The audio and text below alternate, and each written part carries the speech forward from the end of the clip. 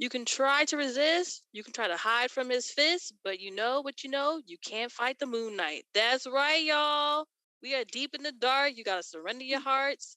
But you know what you know? You cannot fight the Moon Knight. So just let him in. Welcome to our Moon Knight panel. Yes, I did use a Leanne Rhymes song from Coyote Ugly. It is what it is. I am a snitch named Yali. I'm your host.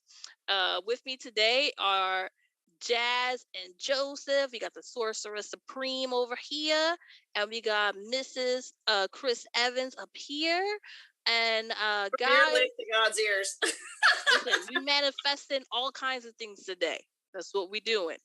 Inspired by Moon Knight. So how are you guys doing today? How y'all feeling? Pretty good. Pretty good. Oh, the silence says so much over here. If you guys are watching, make sure to leave how you feel in the comments below. And shout out to Eason, who's been waiting this whole time. We see you. We see you. So this is episode 2. Definitely a whole different vibe than the first episode for sure. Like a total tone differentiation. Like it was mad different. So you guys were not here with us last week, so I just want to ask you quickly, what did you think of episode 1? And I'm going to start with Jaz. I mean, I'm not on the Moon Knight train just yet, but I'm hoping it's going to get better. I don't know. I as far as series have gone, I think they've had stronger ones so far. So, Joseph, what about you? I have greatly enjoyed it. It's not without its imperfections, of course. It is a piece of media, but I am totally here for awkward idiot dog boy Stephen Grant, and yeah, I love him. I want him to be safe and peaceful and have a nice life, and it's not happening. It will never happen again. Listen, if you're in a Marvel thing, happiness is not for you. We already know that. Absolutely. It's sad times. It's sad, big sadness. So this episode kind of quickly follows up from episode 1. We have Steve or Steven or Scotty, whatever you like to call him, going back to the museum. And does anyone know the museum guy's name, or is he just museum guy? We'll call him museum guy. Gets name wrong guy. Mean museum guy. He's like, yo, somebody was in here causing a ruckus, and Steven's like, yo, can you pull up the cameras? He's like, oh, yeah, I mean, sure, whatever. And unfortunately, this is all like a really sad moment, but it's also the moment where I recognize like they are going to kind of stick to the source material, which is, he's like, look, the thing is going to pop up right now. Like Jekyll's coming. He's like, running from nothing. He's just waiting, like everyone's just like waiting for the thing to happen. I love that, like, because Steven's like freaking out about it, he's like waiting and he's like, wait, are you the one who broke the toilets? Yeah, it was just like, wait, you're the criminal. But this is also one of the first times we get to see Steven kind of dealing with this being like only in his head. The first episode made it seem like everything was contextualized, like it was stuff other people could possibly see. And then this one, we learned that it's mostly in his mind, like for the most part. Like, you know what I mean? So how was it for you guys kind of getting that first taste of is it or isn't it? And then we'll start with you, Joseph, this time. So I kind of think that, like, I know surface level Moon Knight stuff. So I am aware of the whole premise of the character being like, we're never really sure if he's actually got stuff going on. Mm-hmm. And I thought that's where they were going. Like maybe that Arthur was using magic to screw with his head or something, or it was Dream. But yeah, it was crippling and heartbreaking, and it made me cry. Because yeah. Jaz, what about you? What did you think of that? That realization for Steve.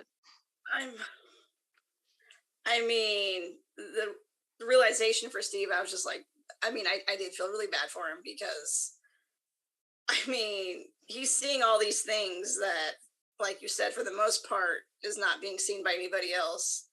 And I mean, I totally understand like feeling a certain way and having nobody else like get it. And I mean, that's what I gotta say. I kind of actually really enjoy about the series is that I mean, it's not exactly touching on like multiple personality disorder, but it is at the same time, and it's following in that footstep of the previous Marvel shows where we've had like grief with WandaVision and politics with Falcon and Winter Soldier. But okay. I thought that was gonna fall down. A Jekyll just pushed her. We confirmed this shit is real. Jazz, you want to tell us something? You got, not that I'm aware of. Avatar of another Egyptian god over here. If you hear me scream, yeah, I apologize. No worries. Also, shout out to Raina who's in the chat. What's up, Raina? Woo-hoo. Hey, girl. Werewolf. So we, also Steven gets he gets sacked. I love that he keeps I like learning all the British lingo. He's like, I got sacked. And so he gets fired, and we don't get to see the Karen do it, which I thought was weird. I was waiting for her to be like, fuck out of here, Steven. But it was really sad. I really didn't like him the way they fired him. It felt condescending. It was like, here, get some, and slides a pamphlet, get some help, bro. Because it's England. Because even when they're not being polite, they're being polite. Yeah, it's just here, get help. So now Steve has no job. How's he gonna feed his fish? No name tag either. No, they took his name tag. That's unnecessary. Rude. What he gonna do? He can't use that same name tag at Target. Let's be real. You could have just gave it to him. So he decides after talking to Crawley, which was a big Easter eggy thing for people who read the Moon Knight comics. The golden statue guy is Crawley, who's part of the whole. He's in on everything. He had a great conversation where only Steven was talking, and he decided he's going to figure out the mystery of Mark. Who the heck is Mark? And all he's got, he's like, who's that guy? And all he has is a key to a storage facility, which is a brand I've never seen before. And I don't know if that's some sort of Easter eggy thing that's out there, but I was like, that's not the orange shit we have over here in the States. So he goes around, he's looking for the thing. He finds the guy. He's like, hey, who else loves how Steve does things in this way, just I think maybe Joseph said this cute puppy way of doing things. He's like, hey, I've been to 43 of these. It's under the name Stephen Grant or Mark. I don't know Mark's last name, but maybe you could look it up. And the guy's just like, oh, I know you. And the way he does things is just precious. He just seems like a precious. He shouldn't be able to get away with doing it this way. Exactly. That storage locker guy should have called the cops when he's like, this is my name, but it might also be under this name and blah, blah, blah, blah, blah. It's just is anyone else? I know in the first episode, I really wasn't buying the whole Oscar Isaac is sad. But now it's kind of oh, Oscar Isaac's adorable. How do you guys feel about the way Steven is being presented in the show? Are we we totally love it, we totally hate it, we just want Mark? I really love it. I like that you have that super awkward. I hate to put Steve Grant in the same sentence as Steve Rogers, but Steve Rogers vibe around, and then Mark, it's very different, and even the accent isn't quite there either. And I really love that about these two characters, I guess we could say. Yes. Joseph, what about you?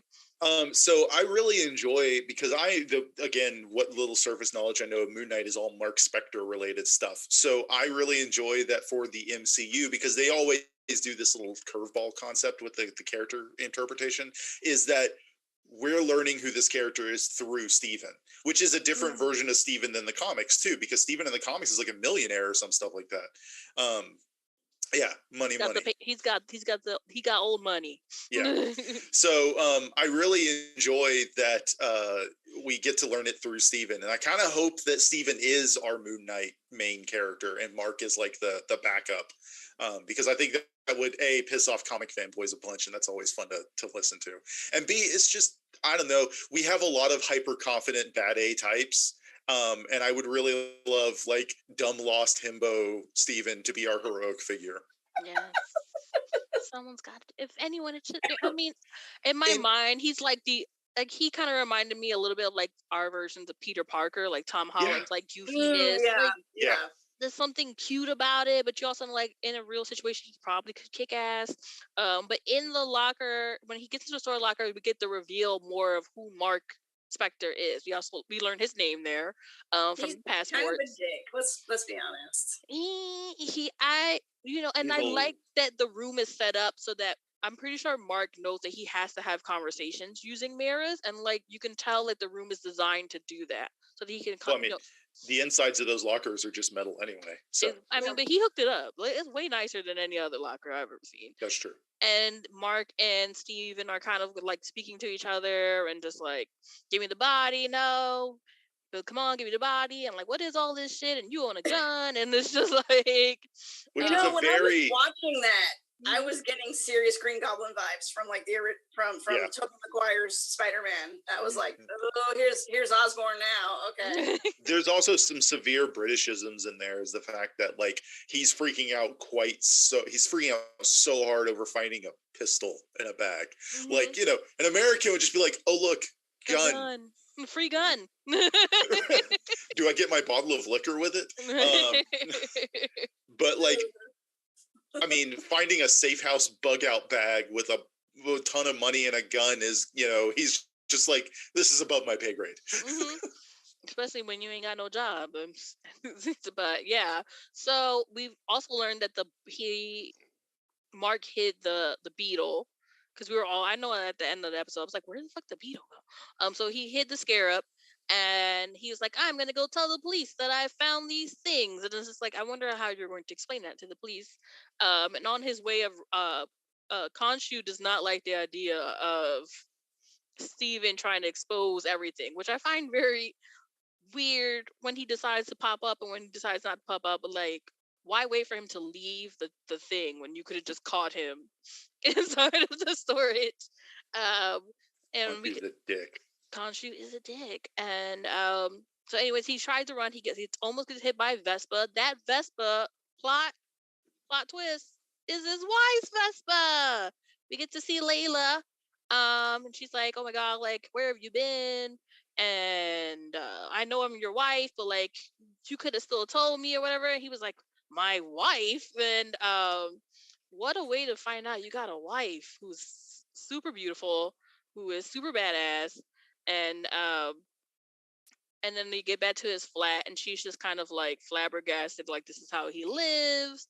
She gets a little freaked out by the chain on the bed. She's like, oh, you live here with somebody else? Yeah, is there someone else here, buddy? And I'm like, why is that where you jump? Up to, sir? So why is that where you jump to immediately? Do you Mark?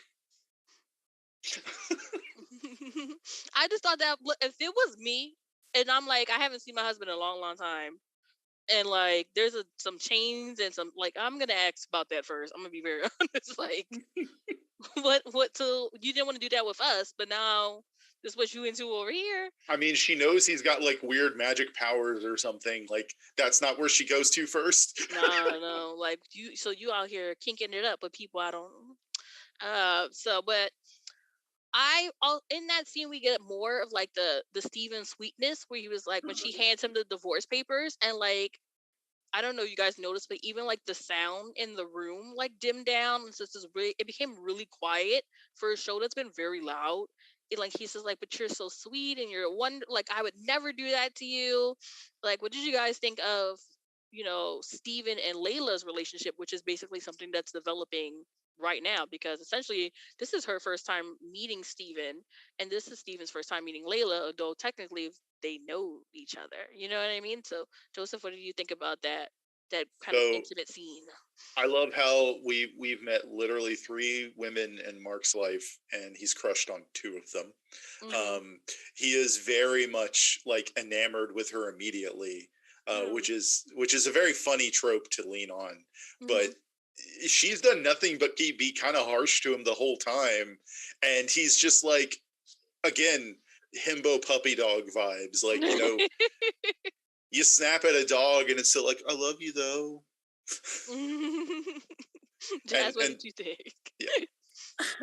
I mean, I actually kind of got a very different vibe, at least off of the end of it, because it was like, oh, that's sweet. She's like trying to help him, basically. Mm-hmm. But then, I mean, we do find out that she's kind of the next target too. So yeah. I don't know. I mean, I thought it was cute, and I mean, hopefully it works out for them, because I think that would be really adorable.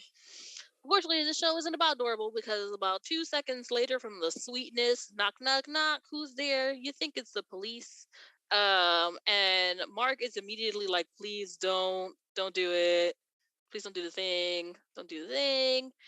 Fortunately, Steven doesn't listen. And he opens the door, and he was like, this is about the toilets. And they said they weren't pressing charges. And they're like, no, they just barge right in. They also go immediately to the chain on the floor, which is like everyone's main focus.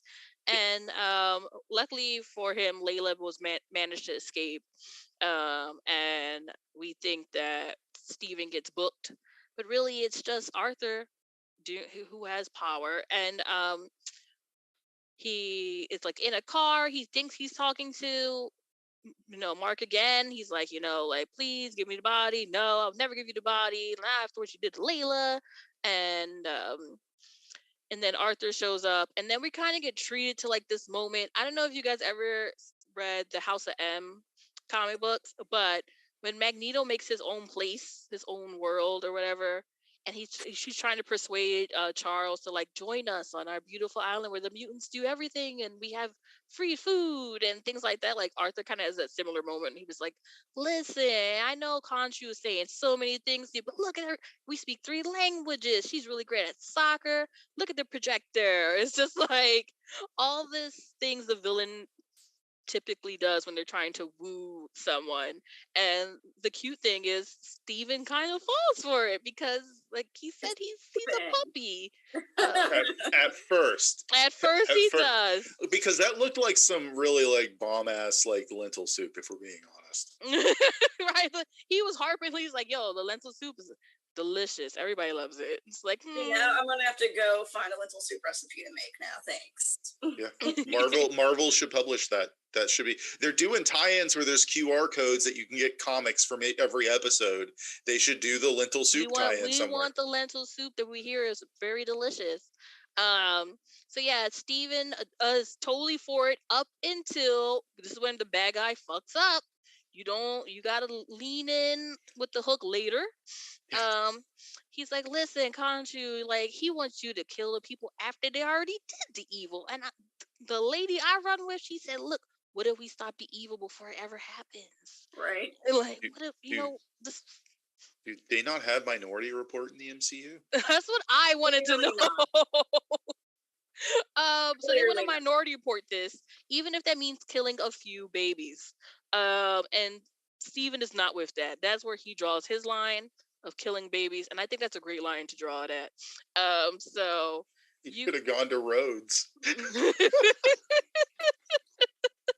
Rhodes would have been like, kill the baby.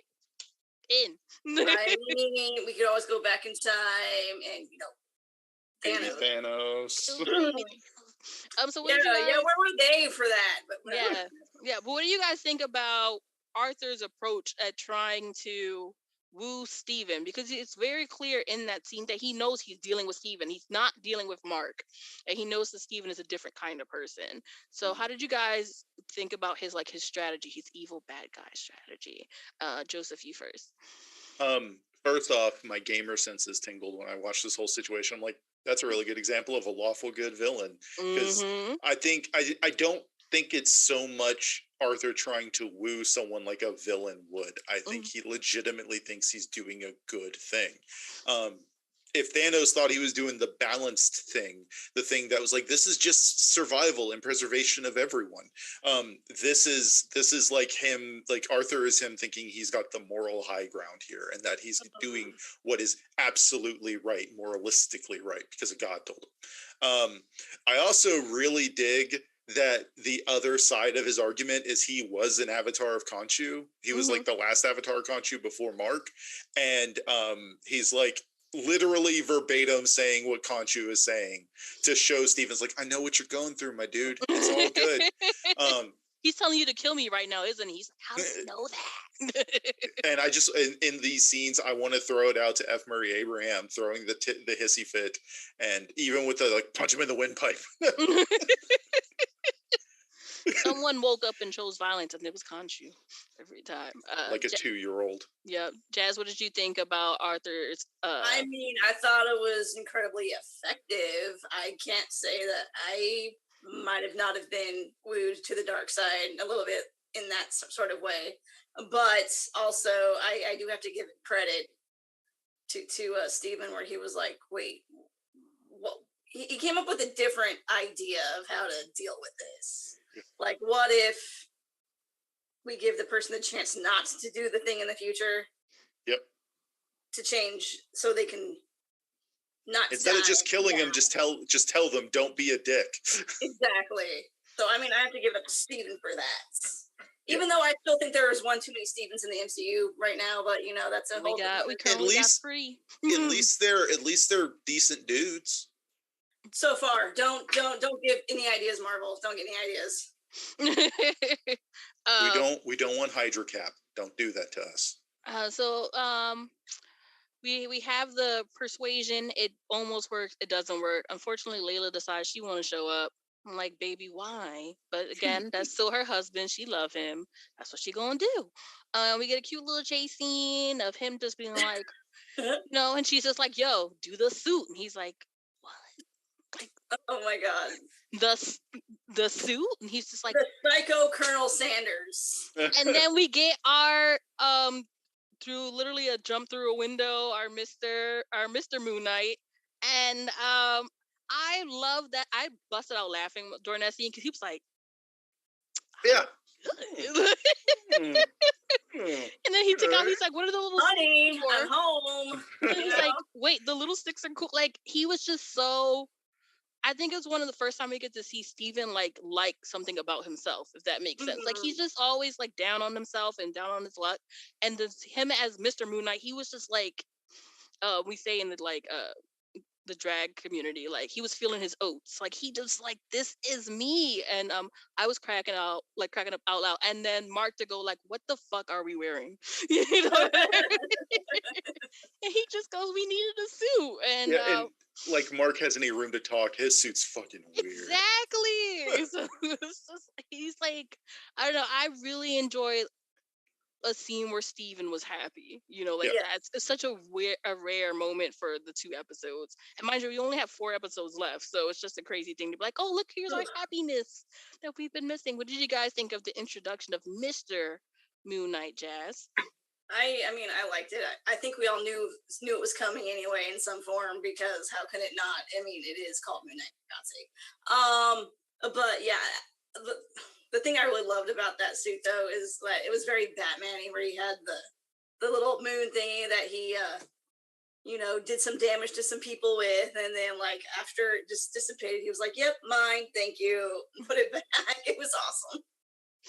Joseph, what about you? How about you? How you feeling, Mr. Moon Knight? The whole Mr. Knight scene, because it's validation that those freaking jackals really do exist, and just no one else can see them. Yeah. Because Layla cracks the thing with a freaking tire. But no, I loved the whole situation where they give you the idea that, he actually is super powered when he's transformed, because he goes to pick himself up on a bumper and crunches the bumper with his hand. He slugs this thing and then proceeds to not be good at fighting. It's just, in general, it's really nice. I also really dig how they're using Mr. Knight, unless they change it further, because I think in the comics, that's when Mark or whoever is doing investigative stuff and not just superhero stuff.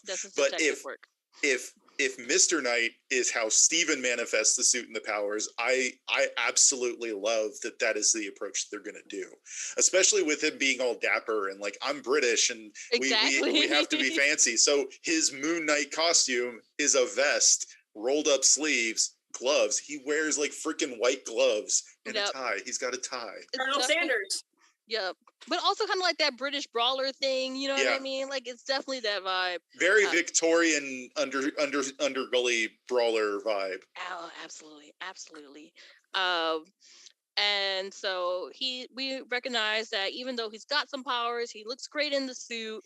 Shout out to whoever made the suit, because Oscar Isaac's butt was bubbly as fuck in that one scene. And it was I was like, now I know why I watched the show. Very, very Nightwing vibe. Very Nightwing, yes, absolutely. So he manages to get away, and we get another great conversation between Mark and Steven of just like, look, you're getting your ass handed to you. You know, you got powers, but look how it's going. And Steven's like, you know what? You're right. I am getting my ass handed to me. I'm gonna let you switch, but for now, you know, that was his condition. We do the switch, and we get the more Batman-esque Moon Knight outfit, and he, you know, Mark is doing the thing, beating things up, getting things away. Basically, he handles situation, and then once he handles the situation, Khonshu was like, "Yo, this is not part of our agreement. You know, you said you would take care of this." And he's becoming a problem, and he's like, "Oh, don't worry about it." And we also learned that Mark owes Khonshu a debt. Basically, he saved his life. He was dead. He brought him back, and he owes him a debt. So his body is his, not his yours. body is Khonshu's. It's not Mark's. And we also learned that the reason why he is still sticking with Khonshu is because if he does not, then Layla is his next targeted avatar.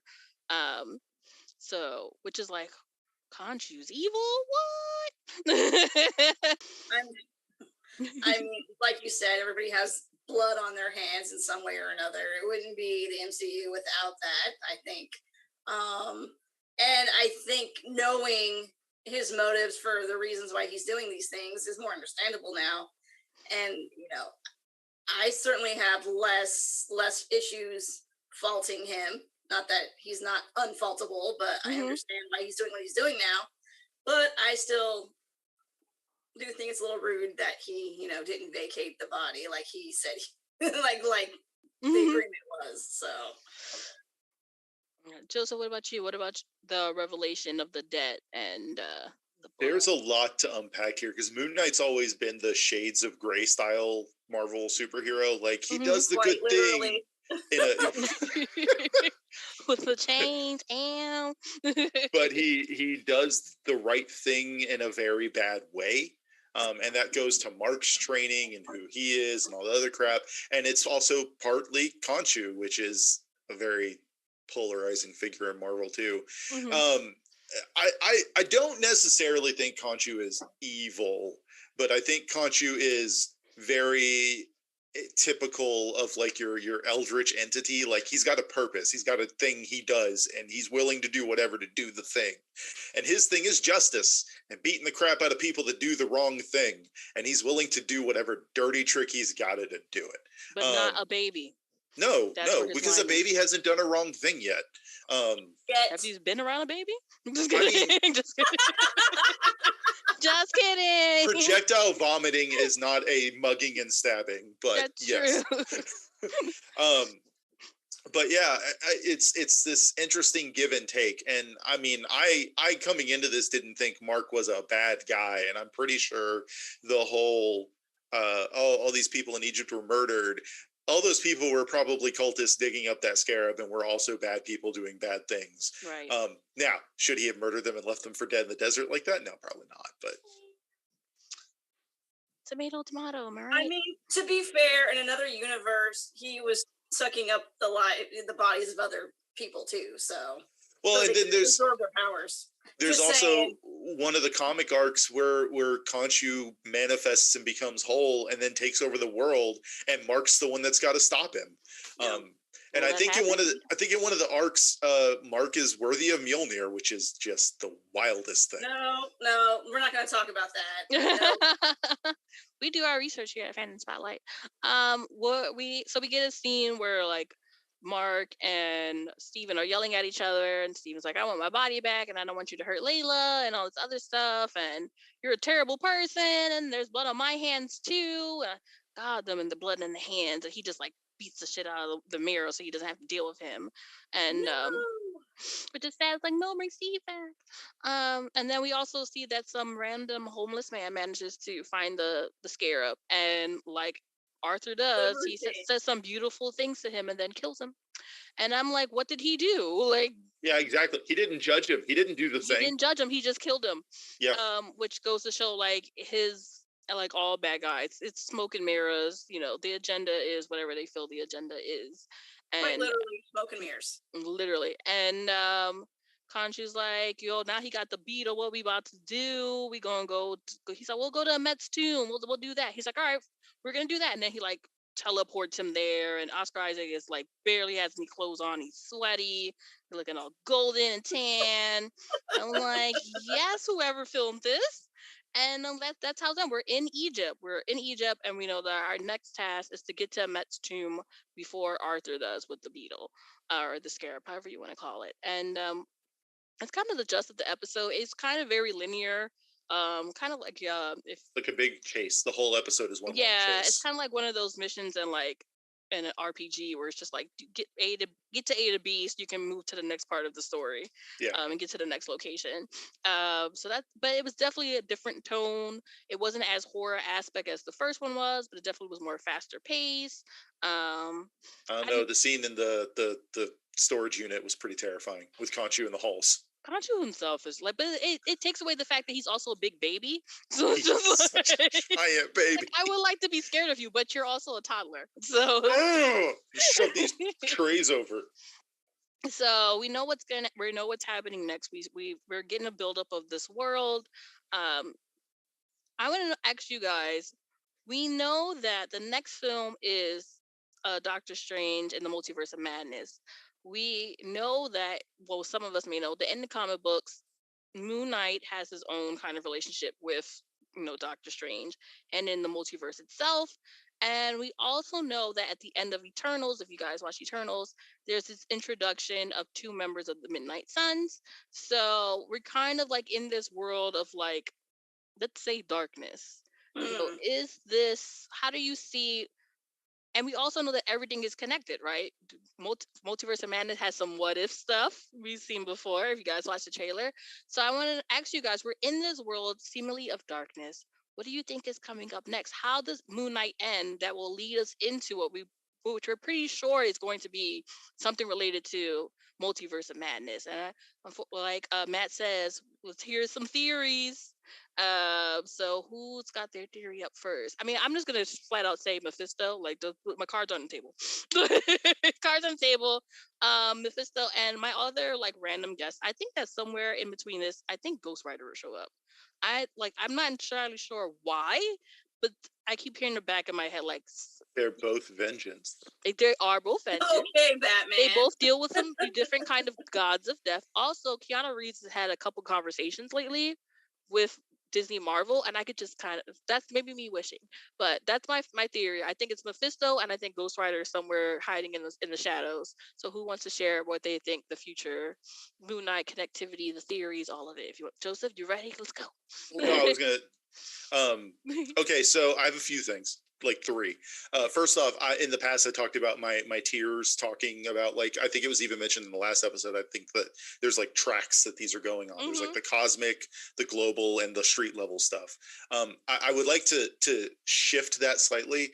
Cosmic, I kind of lumped magic and space together, but I think they're going to be separate. So there's like street, local, or street, global, magic, and cosmic. And I think we're seeing the formation of the magic road getting like a big deal, becoming a bigger deal. So I wouldn't be surprised if by the end of this series, because they have already said a few times that Oscar Isaac is not signed on to do more with Marvel, and I would not be surprised if he doesn't want to tie himself down to do it. I mean, the best role in Dune that he was in, he died in the first hour of the movie. Yeah, So Oscar Isaac is done with like big projects, and he yeah, I really don't didn't think he enjoy his wants to time be. at doing Star Wars at all. He doesn't want to be chained to a bed, if that makes sense. Ah, understood So that. I wouldn't be surprised if by the end of this we do see someone else become Moon Knight, because this is too cool of a character to just throw away. Right. But I wouldn't be surprised if Oscar Isaac isn't our Moon Knight forever, which I'd be fine with personally. Again, because it piss off comic fanboys. Mm-hmm. I do kind of see a Midnight Suns thing forming, but I think it would be like Blade, Black Knight, and Moon Knight. And maybe a fourth entity that we don't know about just yet. I don't see Strange being a Midnight Sun, because I see Strange taking on more of a Stark level role now. Yeah, absolutely. Like he's got all those kids now. It's but it's being like a background thing where like he's the one like, oh no, Avenger. I mean, the trailer for Multiverse of Madness already said it. Like, we need an Avenger, so he's going to be the one. Like, things are going wrong. Better build a team of kids. So, I'm sure there's more I'm forgetting, but I think we're going to see this have some impact. I don't necessarily think this is going to be an impact on Multiverse of Madness or lead to anything with that, but I do think we're going to see more of what happened after Eternals being hinted at, because there is also a link between Blade and Moon Knight beyond them just being like magical fighters, and it's Dracula. So you're saying no Mephisto Dracula? I don't think so. I think Mephisto is going to be a Doctor Strange thing. Jazz, let's hear your theories of where this is all going.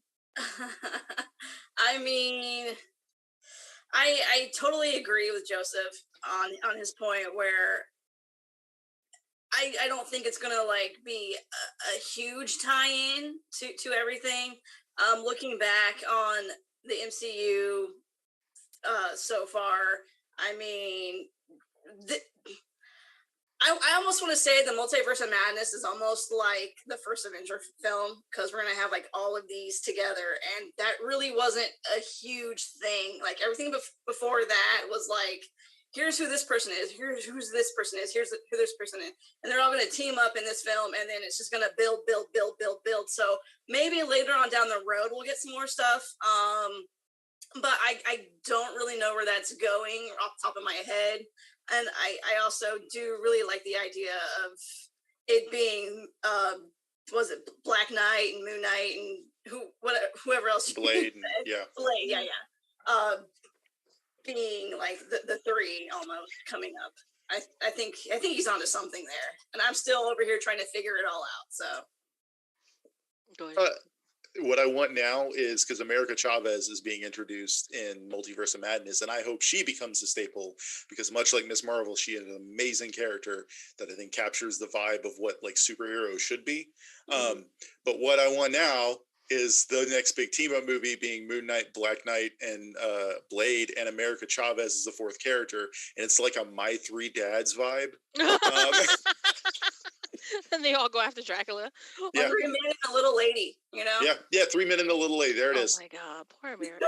and they're all characters that their whole point of existing is just beating the crap out of people. That's their power set, is beating the crap out of people.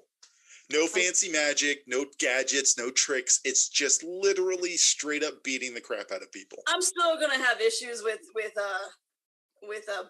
Black Knight though, because I mean I'm still like over here thinking Jon Snow. So it's a character that if they do it right can be really cool. If they do it right. But the problem with Black Knight is Black Knight and Moon Knight have very similar vibes, and it's that using their stuff drives them crazy. There's just varying degrees. Like I said, they need a fourth, and Keanu Reeves been talking. That's all I'm going to say. So that is, like I said, so you also are saying no to Mephisto. Look, I'm putting my cards on the table. Mephisto is showing up. Listen, if he don't show up, Kevin Feige, you already know where I live. Or I assume you do. We already got one weird pantheon in this series. We don't need another one being crammed in there. Why not? But I feel like that's the thing, like all of these shows, I know we are a little bit skipping for time, but all of these shows have like some random like cameo that goes like, oh my God, you know what I mean? And, you know, like WandaVision, you know, having the basically Rambo, being part of it. And also then Ralph Boner and Agatha Harkness, and like there was like a surprise element to it that you didn't see coming, and Loki with all the Lokis and things like that. Like and then having he who remains, and there's always His a link little to Ant-Man 3. Drink, y'all. If y'all been here, you already know what the vibes is. But you can hopefully you're drinking at home. So my thing is I'm waiting for this show to have like this is the thing, you know what I mean? Like because all the other shows had them. So hopefully we get that. We only have 4 more episodes anyway, so if they're gonna cram that in, it's gotta be soon. But that completes this episode. And this is the time for you guys to shamelessly plug yourselves. No shame at all, though, because that's what we do. We're gonna start with you, Miss Beautiful Jazz. What you got going on? You can find me over at Rose City Widow on Instagram, and if you feel like it, check out my choir at Vancouver Master Chorale, both on Facebook and Instagram. We're working on A Night at the Theatre, which has some opera and Broadway stuff going on. A lot of Stephen Sondheim. It's going to be fabulous. Check it out. Give him a like. You guys sing so beautifully. Made me cry one time. Anyways, Joseph, what you got going on? Tell the people where they can find you. A bunch of little things. So occasionally I get stuff written out whenever I'm not having minor panic attacks for Fandom Spotlight, reviews and just general thoughts that come to mind and whatnot. Currently, the few things I'm involved in, I am on the Rollmongers podcast on their Monday night Monster Interrupted game where we play Pathfinder 2nd Edition, and I'm enjoying the heck out of that. I feel like there's a few other things that I'm missing, but it's not super important. Most recently, you can find my review of the Boozy Cauldron over at Fandom Spotlight, which is a lot of fun. And your LinkedIn? Oh crap, it's been so long. I am on LinkedIn. You can find me by my name. You can also find me on Twitter where I'm at The Spice Must Joe, and on TikTok as well where I'm at The Spice Must Joe. Okay. Now we're gonna get you. We have to get like shirts where it says like Joe at LinkedIn, because that's your thing. It's it'll just be my LinkedIn URL. Yep, absolutely. And I am a snitch named Yali, and this will be my last time on this panel, and it'll be switching over panel. Moderators will be switching it up. I'm going to be having surgery again, but I will be in the comments saying all of my Oscar Isaac pervy things and the hopes that he sees them. And yeah, just a reminder to you guys, Mondays is the Governor Reacts. They're reacting to the final season of The Walking Dead. The end. And Wednesdays is with VCR Redo, where they take a film from the 80s or the 90s and they try to jazz it up. for you, jazz it up for our current era, our current times, and it's really hilarious. And then you have this coming on Thursdays, and also don't forget to check out DB4L podcast with Matt over there, and Troll with Travis, and they say a bunch of funny things about Dragon Ball Z. And this episode, they use the word Kai Kai, and I had to explain to them what it meant. So if you know what Kai Kai means, not in Dragon Ball Z, it's something very funny and inappropriate. But as always, follow your fandoms, and we'll see you at the next Moon Night. Bye-bye.